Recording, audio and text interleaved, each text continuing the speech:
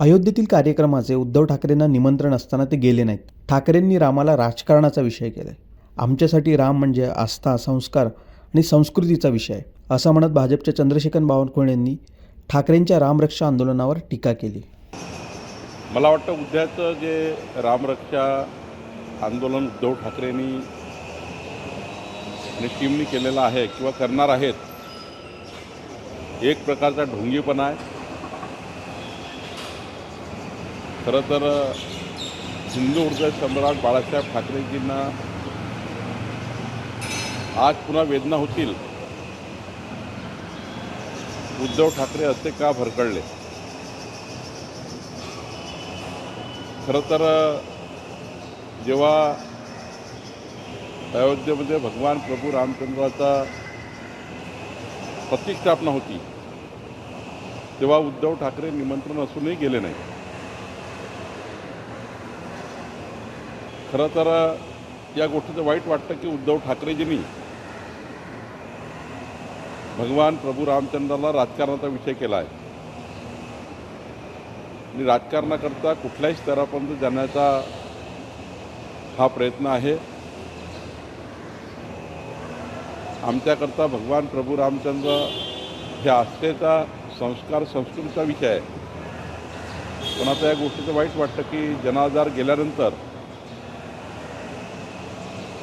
उद्धव ठाकरेजींना भगवान प्रभू रामचंद्राच्या नावाने राजकारण करून मताची व्होट बँक तयार करण्याचा प्रयत्न आहे. जेव्हा खरंच रस्त्यावर उतरण्याची गरज होती तेव्हा उतरले नाही आणि आता मात्र सर्वच लोकांनी उद्धव ठाकरेंना सोडल्यानंतर भगवान प्रभू रामचंद्राची आठवण उद्धवजींना येत आहे असं मला वाटतं. मुख्यमंत्री देवेंद्र फडणवीस यांना आमंत्रणाचं पत्र दिलं जातं. कुठेतरी दिवसण्याचा प्रकार वाटतोय का? इथे येऊन रामरक्षा म्हणजे काय, याच्यामध्ये राम संकटात आला असेल. खरं तर देवेंद्रजींना हिंदुत्व शिकवण्याची फार गरज नाही आहे. देवेंद्रजीचं आयुष्य हे हिंदू धर्माचं संस्कार, संस्कृती जतन करण्याकरता गेलेलं आहे. देव, देश, धर्मकार्याकरता आयुष्य देणारे देवेंद्रजी आहे आणि त्यामुळे अशा प्रश्नांनी, अशा पत्रांनी कुणी काही डिवचलं तरी देवेंद्रजीच्या त्यांच्या भूमिकेवर काही फरक पडणार नाही. देवेंद्रजी खऱ्या अर्थाने भगवान प्रभू रामचंद्राचे असीम भक्त आहेत आणि बाबरी मस्जिदच्या आंदोलनाच्या वेळी देवेंद्रजी कार सेवा करत होते तेव्हा हे सर्व लोक झोपा घेत होते. त्यामुळे देवेंद्रजीबद्दल बोलून आणि ते नागपुरात बोलून केवळ त्यांना टीका मिळत आहे, काही दुसरं मिळत नाही. काल जयंत पाटलांनी एकनाथ शिंदेची भेट घेतली. जवळपास 1.25 तास चर्चा झाली. अगोदर मुख्यमंत्र्यांची भेट, आता ही भेट. माझ्याकडे जयंत पाटील येऊन गेले. 2 तास बैठक झाली परवा एका विषयावर, वाळवा तालुक्यावर. देवेंद्रजीकडे जाणे किंवा एकनाथजीकडे जाणे किंवा माझ्याकडे येणे हे काही राजकारणाचे विषय थोडी आहेत. शेवटी राज्याच्या डेव्हलपमेंटकरता सर्वांनी एकत्रितपणे सल्लामसलत केली पाहिजे, ही भूमिका आहे. घमासान सुरू असल्याचं चित्र एकंदर पाहायला मिळते आहे. अर्थात आमच्याकडे यावं यासाठी राष्ट्रवादी काँग्रेसचे प्रयत्न होत आहे. असा घमासांचा कधीच प्रश्न येत नाही. काही जर वाटलं तर माननीय सुनेत्रा पवारजी आणि देवेंद्रजी बोलतील. घमासान करण्याचा काही प्रश्न नाही आहे. आमच्याकडे संवाद आहे. सुनेत्रा वहिनींना मोठं स्थान आहे आमच्याकडे. त्यामुळं देवेंद्र हीची चर्चा करून निर्णय होईल. ठाकरेच्या बैठकीत एका अर्थानं चंद्रशेखर बावनकुळेंच्या कौतुकाची चर्चा झाली. बावनकुळे जे आहे ते सकारात्मक उत्तर घ्या विरोधकांच्या याच्याकडे पाहतो नाही. सकारात्मक सरकारने राहिलंच पाहिजे. ही सरकारची जबाबदारीच आहे. मंत्री म्हणून माझी जबाबदारी आहे. उद्या संजय राऊत साहेबांनी एखादा विषय महाराष्ट्रात पाठवला, तो जर योग्य असेल तर निर्णय घेतला पाहिजे, त्यावर काम केलं पाहिजे. अंबादास दानवेजींनी एखादा विषय काढला, त्यावर काम केलं पाहिजे. शेवटी राज्याच्या हिताच्या 4 गोष्टी सांगितल्यावर जरी विरोधी पक्षांनी सांगितल्या तरी त्यावर सकारात्मक निर्णय करणं हीच सरकारची जबाबदारी आहे. राजमाता जिजाऊ महिला सशक्तीकरणासाठी मोठा बदल जे आहे तो सरकारने केला आहे. याच्याकडे राजमाता जिजाऊ महिला सक्षमीकरण योजना महसूल खात्याने सुरू केलेली आहे. या राज्यातल्या महिला बचत गटांना 2.5 एकर जागा एका गटाला व महिलांच्या सेवा सहकारी संस्थांना सुद्धा आता अंतर्भूत केला आहे. 1,00,000 रुपयाचं फिरतं भांडवल आम्ही देणार आहोत आणि या 2.5 एकरमध्ये चारा लागवड आम्ही करणार आहोत, बांबू लागवड आम्ही करणार आहोत आणि ही चारा आणि बांबू सरकारशी टायअप करून महिला बचत गटांना उत्पन्न मिळवून देण्याचा आमचा प्रयत्न आहे. सोबतच शेतकऱ्यांचे शेतरस्ते जे आहेत, सर्व प्रकारचे शेतरस्ते यांचं सीमांकन करून दोन्ही बाजूला झाडं लावण्याचाही निर्णय आम्ही करतो आहे.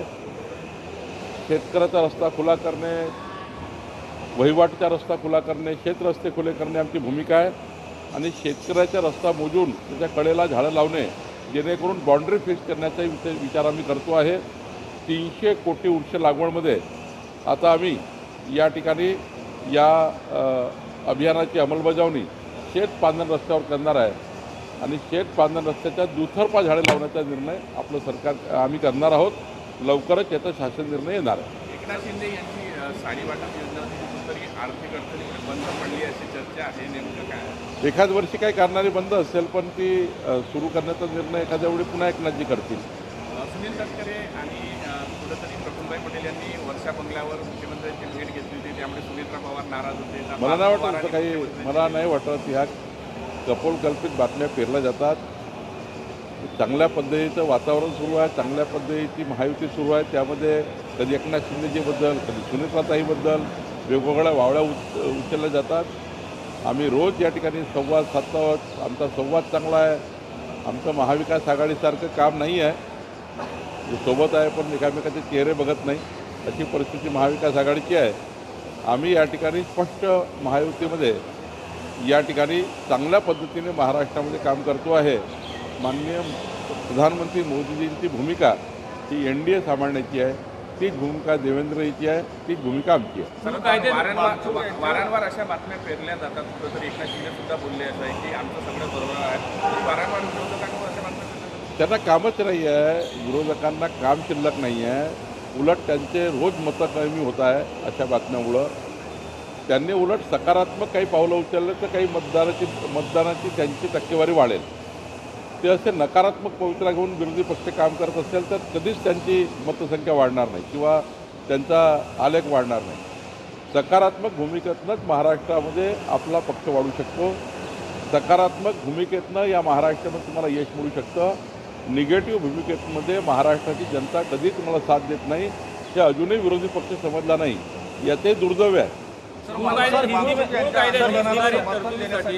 19 तारखेला आंदोलन करणार आहे. खरं तर दोन्ही ठाकरे बंधूंचं नाव त्याच्यासमोर आलेलं आहे. राज ठाकरे आणि उद्धव ठाकरे त्याला शिवसेनेचा अशा पद्धतीचे बॅनर सुद्धा व्हायरल होते आहे. काय वाटतंय? करू द्या ना, आंदोलन करण्याचा त्यांचा अधिकार आहे. पण मागच्या काळामध्ये त्यांनी भगवान प्रभू रामचंद्राच्या भक्ताबद्दल आणि भूमिकेबद्दल काय वक्तव्य केलं जरा चेक करा. मागच्या 5 वर्षात 5 वर्षामध्ये काय काय झालं आहे महाराष्ट्रामध्ये.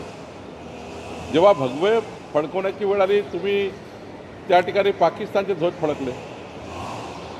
जेव्हा भगवान प्रभू रामचंद्राचा गजर करण्याची वेळ आली तेव्हा तुम्ही मताचं लागून चालन केलं.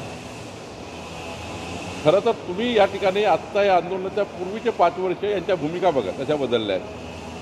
आता मताची वोट बँक गेली, भूमिका बदलली. मुख्यमंत्री असताना भूमिका वेगळी, सत्ता असताना भूमिका वेगळी, सत्ता गेल्यावर भूमिका वेगळी. आणि या पद्धतीचं महाराष्ट्र कधीच सहन करत नाही. महाराष्ट्र जनतेला माहिती आहे केवळ आणि केवळ राजकारणाचा अड्डा हा भगवान प्रभू रामचंद्राचं नाव घेऊन करण्याचा प्रयत्न आहे. सर हिंदी में जानना चाहेंगे उद्धव ठाकरेला समर्थन देण्यासाठी ठाकरे 19 तारखेला आंदोलन करणार आहे. वांगचूक यांच्या समोर त्यांना जे जे आंदोलन करायचं ते करू दे. पण महाराष्ट्रात त्यांना जर बेस तयार करायचा असेल तर सकारात्मकच तयार करू शकतात. असा बेस तयार होत नाही. सर हिंदी में जानना चाहेंगे उद्धव ठाकरे का राम रक्षा पट्टा नागपुर में हो रहा है, देवेंद्र फडणवीस के गढ़ में हो रहा है, उन्होंने उनको न्योता भी दिया है, इससे क्या जताना चाहते उद्धव ठाकरे? भगवान प्रभु रामचंद्र जी का नाम लेकर राम रक्षा आंदोलन किया जा रहा है. आंदोलन करना उनका अधिकार भी है, लेकिन आज हिंदू हृदय सम्राट बाला साहेब ठाकरे जी जब देख रहे होंगे तो उनको भी आज बहुत बुरा महसूस होता होगा. उद्धव जी ने भगवान प्रभु रामचंद्र जी को राजनीति का इशू बना दिया है। उद्धव जी ने भगवान प्रभु रामचंद्र जी के इस राजनीतिक आंदोलन में सभी उन्होंने अपने पुराने व्यवहार को चेक करना चाहिए। जब भगवान प्रभु रामचंद्र का जल्लोष हो रहा था, अयोध्या में रामलल्ला की प्रतिष्ठापना हो रही थी, तब उद्धव जी ने दिया हुआ निमंत्रण नकार दिया था, नहीं गए। वोटों की राजनीति के लिए, वोटों की लांगून चालन के लिए नहीं जा सके, नहीं गए। जब भगवा लहरा रहा था तब पाकिस्तान के ध्वज उद्धव जी लहरा रहे थे, उनकी टीम लहरा रही थी, फड़का रही थी। तो इस प्रकार से उद्धव जी का रिकॉर्ड है। और जहाँ तक देवेंद्र जी का सवाल है, तो देवेंद्र जी का पूरा जीवन आस्था का, संस्कृति और संस्कार का रहा है। भगवान प्रभु रामचंद्र देवेंद्र जी के लिए एक आस्था का स्थल है, राजनीति का नहीं है। कार सेवक है देवेंद्र जी। बाबरी मस्जिद जब गिर रही थी तब देवेंद्र जी कार सेवा कर रहे थे। उन्होंने कहा कि उनके जीवन का एक बहुत बड़ा साधना का विषय है और उनको आज हिंदुत्व पढ़ाने की बात चल रही है। महाराष्ट्र में इस प्रकार से नौटंकी करके नहीं चलेगी। उद्धव जी भगवान प्रभु रामचंद्र जी के नाम पे नौटंकी कर रहे हैं। सारा बेस खत्म हो चुका है, बेस वापस लाने के लिए कर रहे हैं। सारे लोग छोड़ के चले गए। अब भगवान प्रभु रामचंद्र जी उनको बचाए ये विचार कर रहे हैं, लेकिन भगवान प्रभु रामचंद्र का जो स्वरूप है वो आस्था का है, संस्कार का है, संस्कृति का है, हमारे धर्म का है। और कोई राजनीति कर रहा है, उनको उनकी राजनीति, उनको लखलाभ है। लेकिन इस प्रकार की राजनीति महाराष्ट्र में नहीं चलेगी। इस प्रकार की राजनीति को महाराष्ट्र में कोई वजूद नहीं है, ऐसा मुझे लगता है। कांग्रेस ने कहा है कि डीलिमिटेशन के लिए सरकार 2/3 बहुमत नहीं जुटा पाएगी। देखिए, कांग्रेस की हालत बहुत खराब है। सारे लोग छोड़ के जा रहे कांग्रेस पार्टी को, इसलिए कांग्रेस का अब कोई वजूद नहीं बचा है। मुझे लगता है कि कांग्रेस के भी कई लोग, कांग्रेस के भी कई मेंबर ऑफ पार्लियामेंट जिनको लगता है ये बिल आना चाहिए, पार्टी की वजह से वो बोल नहीं पा रहे। लेकिन आप देखना, इस बार कांग्रेस के एमपी भी ये बिल के साथ रहेंगे, मदद करेंगे। ये भावना कांग्रेस के मेंबर ऑफ पार्लियामेंट की है। एक बड़ी दरार, एक बड़ी फूट कांग्रेस में दिखेगी।